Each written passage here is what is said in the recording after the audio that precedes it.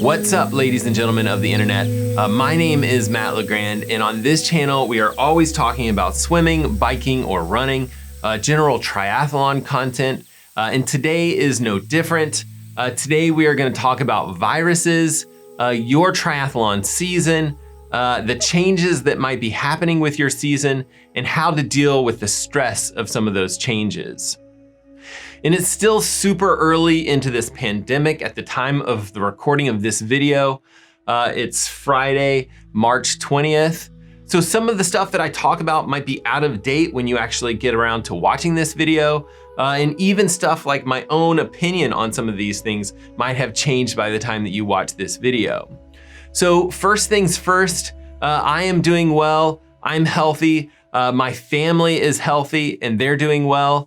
Sanity levels, I would say, seem to be stable for now. However, we are taking this quarantine and this virus super seriously. I don't have any YouTube science for you other than to follow the CDC's guidelines for the COVID-19 virus. And I'll leave a link to their recommendations in the description of this video below. And currently my kids are being homeschooled. We're not doing play dates or dinner parties or any other social activities.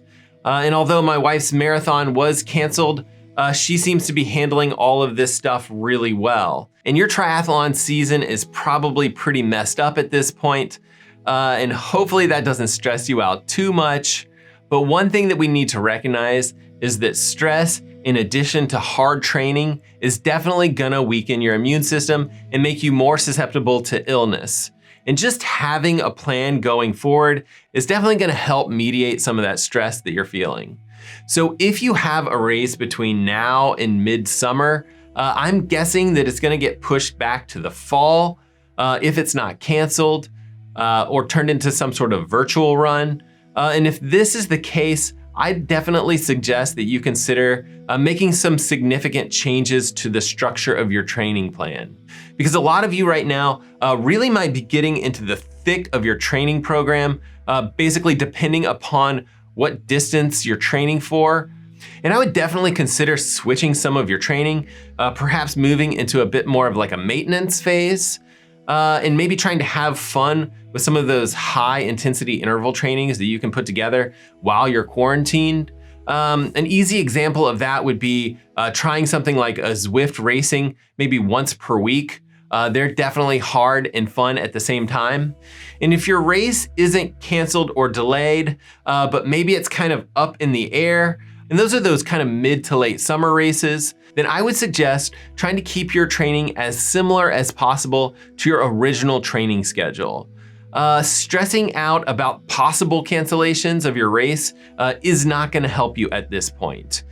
You'll get an email as soon as everyone else gets an email, as soon as the race director makes a decision and makes an announcement. And until you get that email, I would definitely recommend that you continue just going after those aggressive goals with your same aggressive training and doing your workouts as best you can.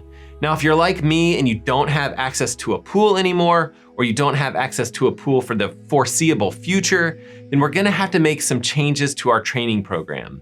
And we can check on some open water swimming options, but currently it's pretty cold out there. And one simple thing that we can do if we're not gonna swim is just incorporate some band exercises a few times per week. But with any training plan, I think it's important that we're able to adapt to changes in our situation or our environment without letting it cause too much stress in our life. Because that stress is not gonna be helpful for our triathlon training, and it's definitely not gonna be helpful for our overall work-life balance. If you're unable to get into the pool, it might be helpful to consider moving some of your weekly training volume towards running or biking. And for me personally, I might suggest that you consider biking a little bit more heavily, just kind of increasing some of that easy endurance rides, some of those zone 2 rides, just because I think if you increase your running mileage too much and you ramp it up too quickly, that might be a recipe for injury. And I think it's important to be able to adapt your training program like this, and I just feel like it's part of being a good athlete. And if you're extremely competitive, like you're an extremely competitive athlete, looking at other age groupers or potentially looking at other pro athletes, Your competition isn't going to adapt to these changes as well as you might be able to adapt. And that is something that some of the super competitive athletes will definitely consider when faced with serious challenges like this. And I would say that my kids aren't super great at adapting. So my wife and I are trying to keep our kids, on a daily schedule, just kind of keeping them full of activities, full of academic routines, exercise routines. We're even doing like a recess block. And we're doing this for two reasons. One, we think that they need to continue to learn and exercise. But secondly, we know that by having a daily routine like this, that our kids will experience a little less stress, on that day-to-day basis. And we as athletes should probably try to consider the same thing. If you're able to come up with some sort of schedule for yourself, it may help you feel less stressed. And don't forget that exercise is actually supposed to alleviate stress. Don't let your training program be an additional stressor on you. And this is gonna sound crazy, but consider going out for a run or a bike ride without your watch. Don't worry about distance or time or pace. I did a ride this past week where I just stopped and took a few extra minutes and took pictures of barns, which was totally random, but it was definitely helpful as far as bringing down overall stress. And I probably won't be biking outside much longer. For one, if I do have some sort of accident, I don't want to end up in the emergency room where there might be people who need treatment and resources, and I don't want to be taking up those resources. And secondly, I have this feeling that we're going to have additional restrictions here in the next week or two, and I don't want to be out on the road causing problems or causing congestion if that's where we're really not supposed to be at this point.